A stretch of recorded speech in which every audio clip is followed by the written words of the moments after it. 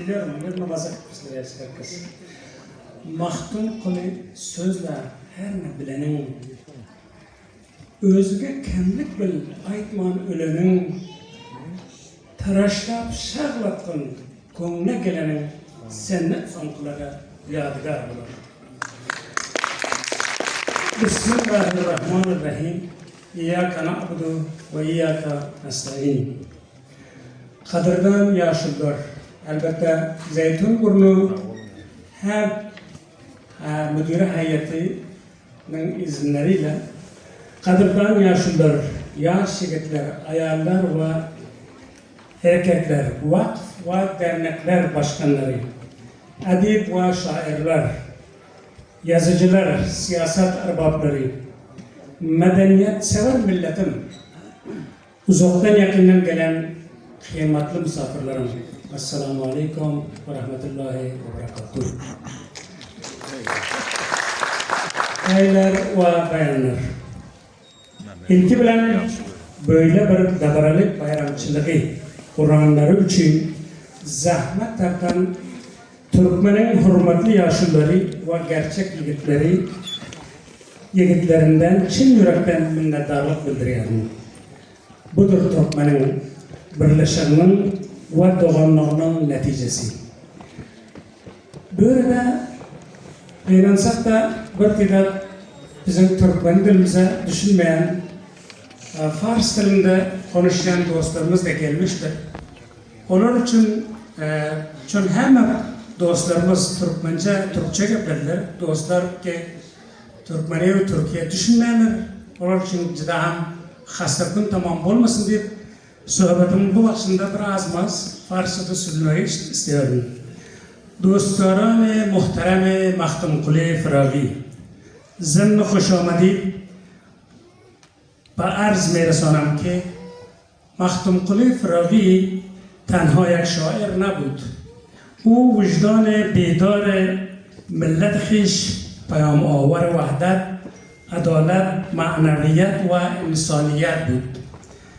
در روزگاری که تفرقه بی‌عدالتی و آشفتگی بر سرزمین‌های ترکمن سایه افکنده بود، او با شعر مردم را به همدلی، آگاهی و برادری فرا می‌خواند. از همین روز که اشعارش پس از گذشت تقریباً 3 قرن هنوز در میان مردم زنده است و در قلب نسل‌ها تنین می‌اندازد. کمتر ترکمنی را سراغ خواهید داشت. çok az Türkmeni görebilirsiniz ki Maxtumquli'nin bir iki mısra şiirini bilmeyen olsa. کمتر ترکمن را سراغ خواهید داشت که دستکم بیت یا مصرعی از اشعار مختومقلی را از حفظ نداشته باشد. سخنان او در محافل مردمی، نشست‌های فرهنگی، محافل عرفانی و حتی در زندگی روزمره جاری است. امروز در جهان پرآشوب که انسان بیش از هر زمان دیگر نیازمند صلح، همبستگی و معنویت است، پیام مختومقلی فراغی همچنان تازه و الهام بخش باقی مانده است. او شاعری بود که مرزهای جغرافیا را در نوردید و به میراث مشترک فرهنگی جهان ترک و جهان ادب مبدل گشت. محفل بزرگداشت در 302 سال روز این شاعر نامدار در استانبول تنها یک مراسم فرهنگی نبوده، بلکه ادای احترام به هویت، زبان، فرهنگ، حافظه تاریخی مردمی هست که شعر را با زندگی خویش پیوند زدند. این قبل همایی نشان می‌دهد که اندیشه و پیام فراغی هنوز زنده است و نسل‌های امروز نیز خود را وارث آن میراث بزرگ فرهنگی می‌دانند. Aziz vatandaşlarım, bilirsiniz yani bugün bizim için, büyük Türkmen halkı için, büyük Türk halkı için en şadlık ve şadiyanlık bir gündür.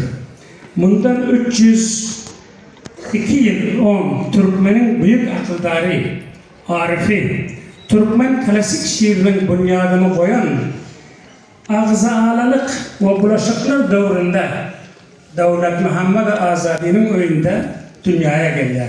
Ve onun adını, dedesinin adını ona verirler. Maxtumquli Yonachi Mahtumquli atamızın babası, yani dedesi oluyor. Şimdi gelelim dünyanın adibleri, şairleri, nevisindeleri, muarrikleri Mahtumquli Firag'inin hakkında ne sözlerdirler? Buna mutasifane ki ben Farsçaysam, azmazın Türkçesini tercüme ederim. Nazım Hikmet Adibi az Türkiye der şan Mahtumquli mi nevise. Nazım Hikmet Türk adibi Mahtumquli'nin hakkında böyle söylüyor. Ben az asar Mahtumquli Firag'i dersay آموختم که هرگز نمی‌شود بر آن بها تعیین کرد. به زبان و به خاطر آزادی و سربلندی ملت خود شعر سرودن و مبارزه کردن را از استاد فراغی آموختم. Ne diyor kardeşlerim? Ben bu hayatta çok derin dersleri Mahtumquli Ustad'ından almışım diyor. Azadlık için, vatani için şiir etmek, şiir yazmak Mahtumquli Ustad'ından öğrendim diyor. Profesör Novichenko ne diyor? Ben takunun şairi çünün xallaq و بی‌نظیر دارای آثار پرمحتوا و مؤثر و واقعی ندیدم شایسته است او را در سطح جهان معرفی بکنیم. Novichenko o da bir muarrih, yazar. O da söylüyor ki ben bu hayatımın içinde böyle bir şairi hayat boyunca görmedim. Ona sizlere zarurdur diyor. Mahtumquli'ni dünya satında tanıştırın. Mahtumquli kimdir? Bir muarrih edilen Armen Wambri böyle yazıyor. Aş'ar Mahtumquli دارای جنبه خاصی است و معنی که نمونه کاملی از لهجه خاص ترکمنی را به دست می‌دهد. در ثانی در نوشته‌های او یک قاعده نظم محکمی وجود دارد که در سایر اشعار ادبی به ندرت پیدا می‌شود. Mahtumquli'nin yeni bir özelliği diyor, Wamberi'ye diyor ki budur. Yani onun edebiyatında, onun yazısında öyle bir mahkem şeyler vardır ki böyleki şairlerde, böyleki yazarların yazılarında ben okuyabilmedim diyor. Profesör Yevgeny Bertles ne diyor? Mahtumquli مانند جام جم است که او آینه نمایان ادبیات ترکمن و تجلی احساسات و ادراک یک ملت است. او گوهر گرانبها و قیمت و نگین انگشترینی هست که نور و شعله‌اش چشم هر بیننده را خیره می‌کند. Profesör Yevgeny de böyle diyor. Yani Mahtumquli öyle bir şairdir diyor. Yani elinizdeki yüzünüz gibi, onun içindeki negin gibi her bir karacığın gözüne diyor. Yani karanlıklattırıyor mu? Ne diyor? Öyle bir şey. Tarihnevis ve Vasily Bartold da Mahtumquli'nin orduna bir şeyler diyor. Bunu ne için söylüyorum? Bunlar herkesi Mahtumquli'nin yaşayan yerine o zamanlar seyyah şeklinde gelenler ve Mahtumquli'nin ordunda eşlenir, tanışanlar, kitaplarını okunlar. Bunun için söyleniyor, bunun için ediliyor. Azmiyan Türkmenha in tenha, Azmiyan Türkha in tenha Türkmenha hastند که شاعر ملی چون Mahtumquli Firag'i را دارد. Bartol da diyor ki Türklerin içinde, Türkler dediği zaman benim televizyonlarda çok musahibelerim var, öyle söylüyorum. Yani 85 milyon Türkiye'de yaşayan Türkler tenha Türk değil. Dünya satında 400 milyon Türkler yaşıyor. Bu Çin'de yaşıyor, Suriye'de yaşıyor, Irak'ta yaşıyor, Afganistan, İran, Türkiye, bilahare Kafkasya'da, Rusya'da her yerde yaşıyor. Bu diyor, bu Türklerin içinden diyor. Sadece şair Mahtumquli milli bir şairliğe özünü yetiştiren diyor. Alexander Khodziko o ne diyor? اشعار که از او به جای مانده نشانی است از خلاقیت آن ابرمرد. Mahtumquli'den kalan şiirler onun خلاقیتini, onun medeniyetini göstergen bir şeylerdir ya. Resul Hamzayev şair, Dağıstan şairi hem söylüyor. Ben diyor Mahtumquli'nin şiirlerini öz dilime tercüme ettim ve Türkmen aleminde öyle bir alim, şair, arifin varlığını hem tercümemle sabit ettim diyor. Berpikar Babayev, Türkmenistanlı bir yazar, şair. O başı ağır Osman Dilnişin ve Cazzab asıl o ayında Türkmen Rosaklan kardeşti. Bir Kerbabayev böyle diyor. Muhammed Veli Kamina Mahtum Veli'nin yegeni. O söylüyor. Çok vakalar görüp gitti. Onlar hakkında durup gitti. Söz meydanının orağını Mahtum Veli orup gitti. Bunu o söylüyor. Ey iftiharlı Türkmenim. Ey gururlu Türkmenim. Mahtum Veli Fıragi'nin kol yazma toplamı müstenat ve medeni miras hesap olup UNESCO'nun dünya hafızası fihristine koşuldu.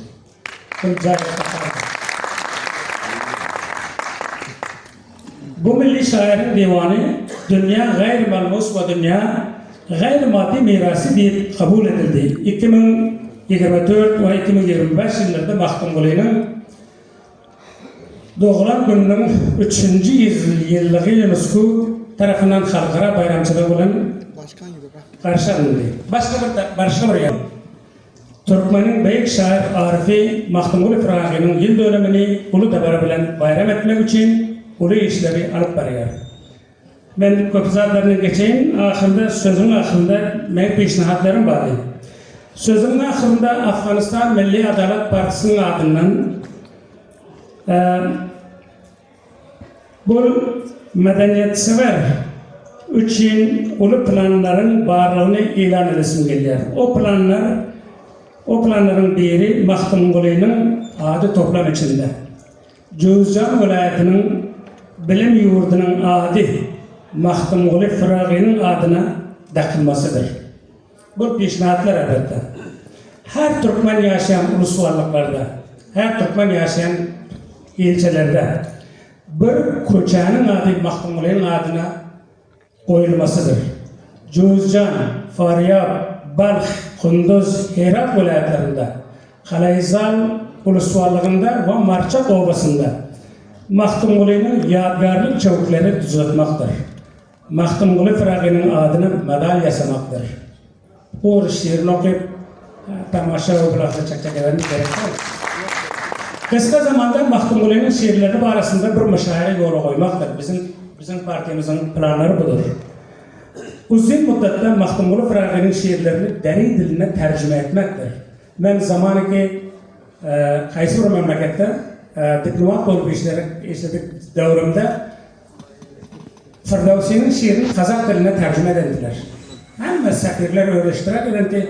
Ben bunu haysibir Türkmen xeyli özümü izle görüyordum. Ne için bizde böyle bir nememiz yok. En mühim Türk memleketlerinin teşkilatına bir peşnihadım var. O nedenle Türkiye'de Mahtum Veli'nin adına, Türkiye'de Mahtum Veli Fıragi'nin adına, Türkmenistan'da Amir Ali Şir Navayi'nin adında, Özbekistan'da Cengiz Aytmatov'un adında, Azerbaycan'da Abay Konubayev adında, Kazakistan'da Oğuzhan adında, Kırgızistan'da Nizami Gence adında, Kuzey Kıbrıs'ta Toktagül Sakılganoğlu adlı okul yurtları açılsa ve caddeler o şahsiyetlerin adına koyulsa Türk milletinin birleşmesine tesir koyar diye düşünüyorum. Şunun bilen sizlere Allah'a tavsiye minnettar. Teşekkürler.